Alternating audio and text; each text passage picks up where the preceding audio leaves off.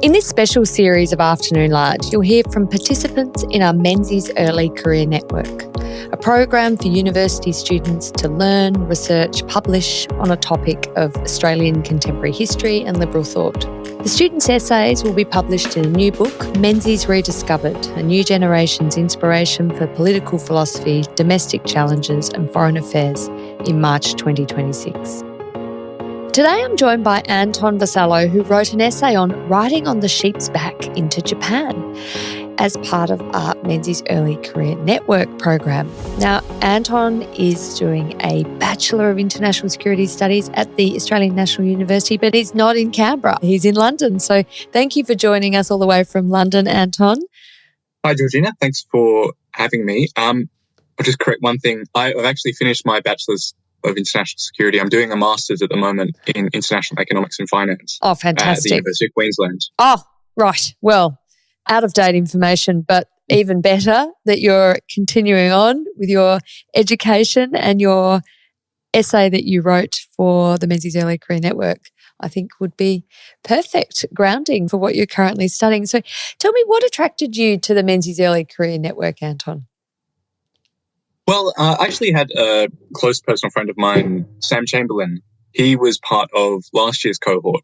And when I saw the Early Career Network advertised, I think on LinkedIn, I saw that he had done it last year. And I reached out to Sam. I said, hey, what's the deal with this? Would you recommend this program? And he said, absolutely.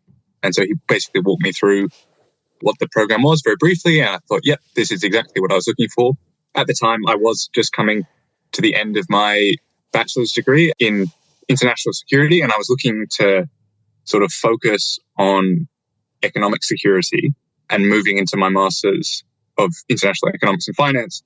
I thought getting some research under my belt before going into postgrad would be a good idea. So I was hoping actually to use this piece of writing as a sort of launch pad for my eventual master's thesis.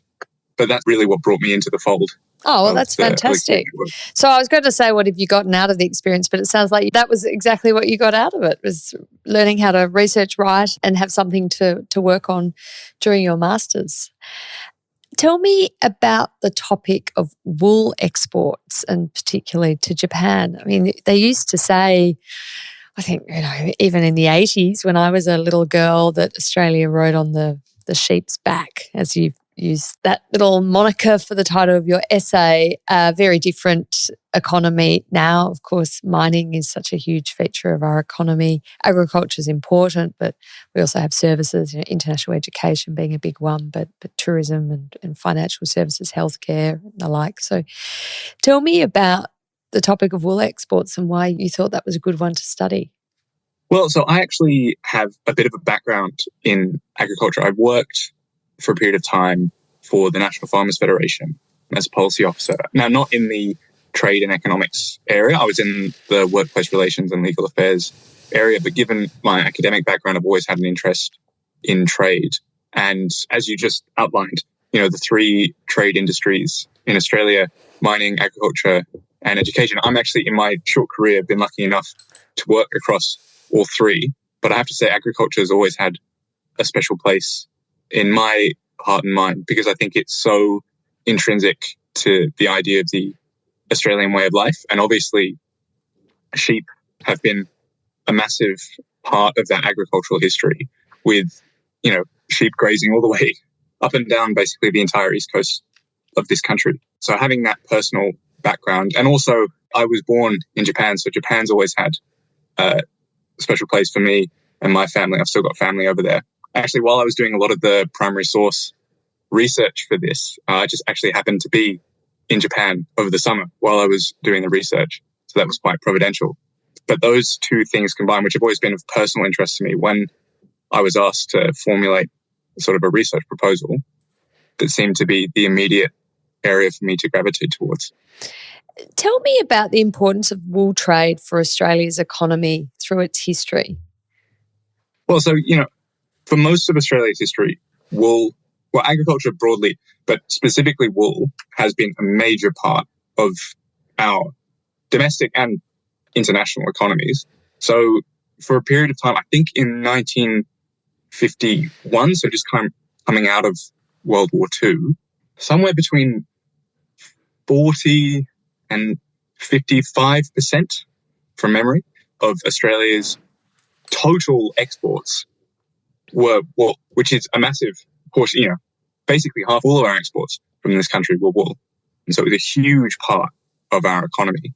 And it was a really fundamental industry because not only was sort of our economic and foreign and trade parts of our economy aligned to that, also the way of life itself. A lot of Australians worked and lived out in the countryside, driving sheep across the landscape. So it was very, very intrinsic to the Australian economy, basically all the way up until the sort of 1970s and 80s, which is when mining started to take over. And what my essay kind of explores is actually that transition and how the wool industry itself actually fed into that transition into mining.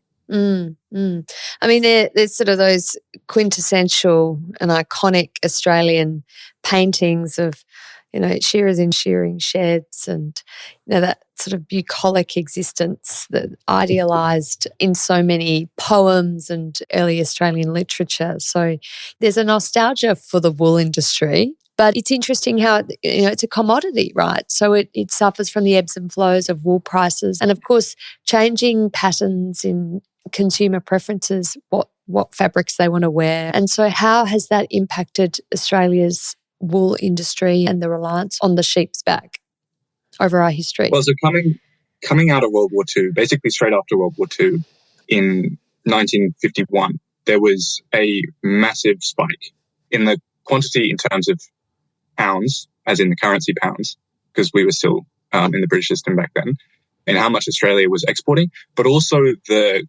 price of wool per pound, and that's in weight, because we were using pounds for currency and weight, spiked in 1951.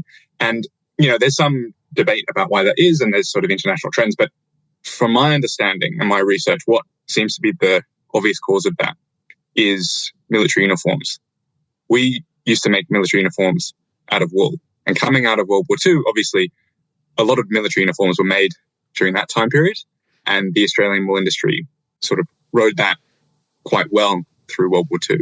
And then coming out of the Second World War, we basically went straight into another war, the Korean War. And that's why a lot of people believe that the prices jumped in 1951. But almost immediately following that, the wool prices crashed again. Well, not crashed, but came back down to what they would roughly be for the next 20 years. And that was because the world was moving away from wool. For better or worse, the wool industry was sort of starting to wrap up as a major Australian industry. Polyester and other sort of synthetic textiles were taking the place of, wool in clothing and other products. And so it was definitely sort of trailing off. So the problem we had was we were producing more wool than ever, but the price of wool wasn't what it was.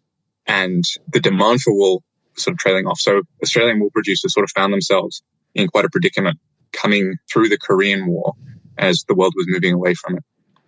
And what about the post-war international economic organisations and the agreements that were signed by countries like Australia and the United States and others to set up that sort of Bretton Woods system, as it's called? How did that impact Australia's wool industry and trading relations?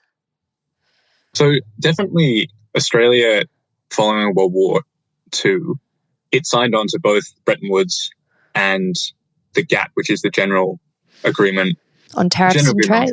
Tariffs and Trade, yeah. Right. And, that was John Curtin and then Ben Chifley who signed us onto those agreements respectively.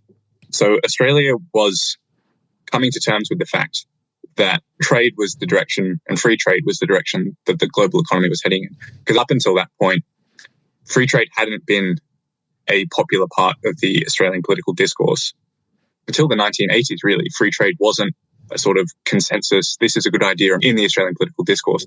Protectionism and the understanding that Australia's sort of smaller domestic industries weren't going to be able to compete in free and open markets like the other powers, France, Britain, Soviet Union, and the United States. That was definitely a concern at the time. But also understanding we'd just come out of the war, and it was the second war in the century up until that point. People were very keen for peace, and the Charter of Peace that was being written at that time by mostly the United States was, we're going to hold the international order together through interlocking everybody in economic arrangements. And Australia, just like everybody else, very keen to avoid another world war, signed on for that. So it wasn't so much that Australians were really on board with the idea of, let's get free trade agreements signed, let's open up our economy, because people understood that that would come with risks to the domestic economy. Yeah. They were more keen to keep Australia safe, and that seemed to be the way that they were going to do it. Now, during World War II, of course, Japan's an aggressor. We engage in the Pacific War, and Australia is very much concerned about Japanese imperial expansion and of course, attacks on Australian territory and troops throughout Southeast Asia. But post-war, Japan is at first administered by the United States and then becomes a independent democratic country, a new constitution. And it is a poor country, of course, by that stage, but a big population and intent on improving the situation for its citizens. Australia is so important to the post-war industrialisation of Japan, and you've written about the importance of wool here, the wool trade. So tell me about that. So coming out of World War II, like you said, the United States was really keen to build up Japan as a strong, free power in that region. Because obviously, as we were just talking about the Korean War just before, China, Korea, and obviously the things in Vietnam at that point were only just starting to sort of bubble. So the spread of global communism and the threat that posed to Australia and Japan together was very real. So it seemed almost a natural alliance between two allies of the United States coming together and forming a stronger bond, making each other stronger in order to protect against that expansion of communism in the area. And what about, Menzies, in the lead up to World War II, had been Attorney General and had been very keen on Australia continuing to sell pig iron, which is sort of scrap iron, to Japan, despite the fact that there were a lot of concerns around the world, but in Australia, that Japan had imperialistic intentions and was potentially going to threaten Australia. And he ended up earning the moniker Pig Iron Bob because he forced the unions to stand down and allow the export of pig iron to Japan. Was this post-war encouraging more trade with Japan and allowing Japan to develop and prosper? Was this hard for someone who was called Pig Iron Bob by his political opponents to sell that message? Oh, absolutely. And that pig iron incident was a major national event. It was very much in people's minds. And it was, with hindsight, probably one of the biggest bungles of at least Menzies' early career. But as I was saying before, the people who were coming home from the war, having just fought Japanese soldiers throughout the Pacific, were coming home to their sheep stations and going back to their normal life, which was driving sheep across the Australian landscape. And basically, given the direction the global post-war economy was moving, we needed to find someone to buy our wool. The international markets weren't doing it as they were moving to sort of polyester on the free international market. So we needed to find a client, really, for Australian wool producers. So while, it definitely wouldn't have been something that all Australians coming back from the war would have jumped on board with immediately and without reservation, wool producers knew the direction that the world was heading in, and they knew they needed to find somewhere for their product to go. In 1957, the Menzies government signs a commerce agreement with Japan, which isn't really a free trade agreement. It's a trade agreement, but not free trade. But, did this agreement save our wool industry, or did its main benefits end up lying elsewhere? I wouldn't say it saved the wool industry. I don't think there was anything that any politician could have done at that point to save the wool industry. And by that, I mean keep the wool industry as the major national industry. Global trends were basically going to make that impossible. regardless of who was in power. The benefits really lie, first off, in keeping the wool industry from collapsing, basically under the pressure of global forces, finding that captive market, giving us and Japan most favored nation status with each other, giving our wool suppliers the demand they needed to fulfill in order to keep themselves going without leading to basically major economic disaster within Australia's domestic industry. But over time, it wasn't going to always remain that way. But this agreement bought us the time to develop what became the major mining industry off the back of Japanese capital, which was made possible because of the trust and the trade relationship that we had developed through the wool industry in the 1957 Commerce Agreement. Yeah, and, both countries, Australia and Japan, have been great beneficiaries of that 1950s relationship and the foresight of leaders like Menzies, and, of course, on the Japanese side, like Prime Minister Kishi, and overlooking past animosities and focusing on future prosperity. Anton, great paper. Congratulations. Thank you for your participation in MECN, and all the best with the new study. Brilliant. Well, thank you very much for having me, Georgina.